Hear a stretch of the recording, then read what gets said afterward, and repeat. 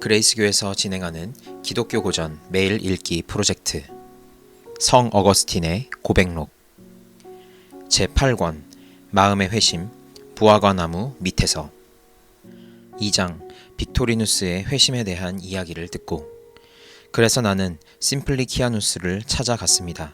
그는 그때 밀라노의 감독이었던 암브로시우스의 신앙의 아버지였는데 사실 감독님은 그를 아버지처럼 존경하고 있었습니다. 나는 심플리키아누스에게 내가 걸어왔던 그릇되고 구부러진 길을 이야기했습니다. 그리고 나는 그에게 빅토리누스, 한때 로마의 수사학자였다가 후에 기독교인이 되어 세상을 떠났다고 들은 바 있는 빅토리누스가 라틴어로 번역한 몇 권의 플라톤주의자들의 책을 읽었다고 말을 했습니다. 그러자 그는 내가 이 세상의 원리를 기초로 하여 쓰여졌고 헛된 속임수로 가득 찬 다른 철학자들의 책을 읽지 않고 하나님과 그의 말씀이 여러 면으로 언급되어 있는 플라톤주의자들의 책을 읽었다고 해서 나를 치하했습니다.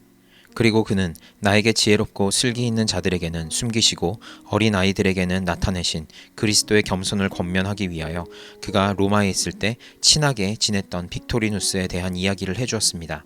내가 이제 그의 이야기를 언급하지 않고 지나갈 수 없습니다. 왜냐하면 빅토리누스에 대한 이야기는 당신의 은혜를 높이 찬양하는 것으로 꼭 내가 당신께 고백하고 넘어가야 하기 때문입니다.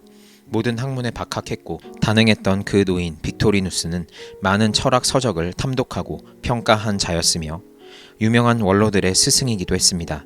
사람들은 그의 탁월한 가르침의 공적을 기념하여 로마의 광장에 세상 사람들이 큰 명예로 생각하는 동상을 세우기까지 했습니다.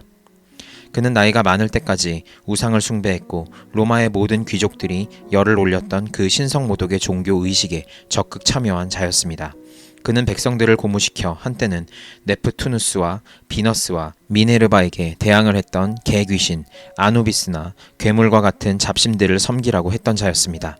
이러한 잡신들은 한때 로마가 정복한 신들이었으나 이제는 로마가 숭배하는 신들이 되어 빅토리누스까지도 우레와 같은 웅변으로 오랫동안 옹호해 왔었습니다. 그러던 그가 이제는 당신의 세례로 다시 태어나 그리스도의 어린아이가 되었고 겸손의 명예를 목에 메고 수치스러운 십자가 앞에 이마를 내밀기를 부끄러워하지 않았다는 것입니다. 오 주님, 하늘을 들이우고 강림하시며 산들에 접촉하사 연기를 바라게 하시는 이여, 당신은 어떤 방법으로 그의 심장에 벽에까지 밀고 들어가셨습니까? 심플리키아누스의 말에 의하면 빅토리누스는 성서를 읽고 모든 기독교 문헌들을 철저히 조사 연구한 후 그에게 공개적으로 말하지 않고 은밀히 그리고 다정하게 이렇게 말했다는 것입니다. 나는 이제 기독교인이 되었다는 것을 자네는 알아야 해. 이 말에 심플리키아누스가 대답하기를 내가 자네를 교회 안에서 보지 않는 한 자네가 말한 것을 믿지도 않을 것이요 또한 자네를 기독교인으로 간주하지도 않겠네 라고 했다는 것입니다. 빅토리누스는 이 말을 듣고 비웃으면서 그러면 교회의 벽이 기독교인을 만드는 것인가 라고 대답했다는 것입니다. 그리고 그가 자주 자기는 이제 기독교인이 되었다고 말할 때마다 심플리키아누스는 같은 대답을 했고 그는 또 교회의 벽에 대해 농으로 반복했다는 것입니다. 그는 잡신을 섬기는 교만한 자기 친구들의 감정을 상하게 할까봐 두려워했던 것입니다. 그는 주님이 아직 꺾지 않으신 레바논의 백향목처럼 거만한 바빌론의 고위층의 친구들로부터 심한 적개심의 폭풍이 자기에게 몰아칠 것으로 생각했습니다. 그러나 그 후 그는 독서와 명상을 통해서 점점 용기를 얻게 되었고 그가 사람들 앞에서 그리스도를 부인할 경우 그리스도도 거룩한 천사들 앞에서 그를 부인할 것이라는 두려움을 갖게 되었습니다. 그리하여 그는 스스로 교만해진 악마들의 뒤를 따르며 그들을 섬기는 의식에 참여한 신성모독은 부끄러워하지 않으면서도 당신 말씀의 겸손의 성례는 부끄럽게 여긴 것을 큰 죄로 생각하게 되었습니다. 이제 그는 허망한 것을 물리치고 진리 앞에 부끄러움으로 서게 되었습니다. 심플리키아누스가 나에게 말한 바에 의하면 빅토리누스는 어느 날 갑자기 그의 예상을 뒤엎고 자, 교회에 같이 가세. 나는 기독교 신자가 되기로 결심했네 라고 말했다는 것입니다. 이 말을 듣고 심플리키아누스는 기쁨을 억제하지 못하면서 그와 함께 교회에 갔습니다. 빅토리누스는 곧 세례 지망자로서 학습을 받게 되었고 얼마 안 가서 세례로 거듭나기 위해 자기 이름을 적어 넣게 되었습니다.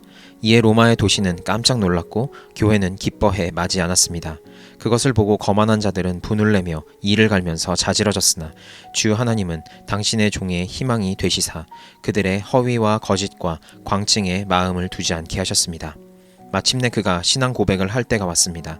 그 당시 로마의 관습으로는 입교하고자 하는 자들은 그들이 암기했던 일정한 교리를 모든 신자들 앞에서 높은 단 위에서 고백하는 것이 예사였습니다. 그러나 공석에서 신앙 고백하기를 수줍어하는 사람들을 위해서는 사석에서 신앙 고백을 하는 예도 있었기에 사제들은 빅토리누스에게 원하면 그렇게 할 수 있는 기회를 주겠다고 했습니다. 이때 빅토리누스는 자기의 구원을 성도들 앞에서 고백하기로 결심한 것입니다. 그는 구원이 없는 수사학도 공공연히 가르쳤고 미치광이들 앞에서 자기의 말을 아무 두려움 없이 했는데 당신의 말씀을 고백하는 데서 그가 당신의 온유한 무리를 두려워했겠습니까?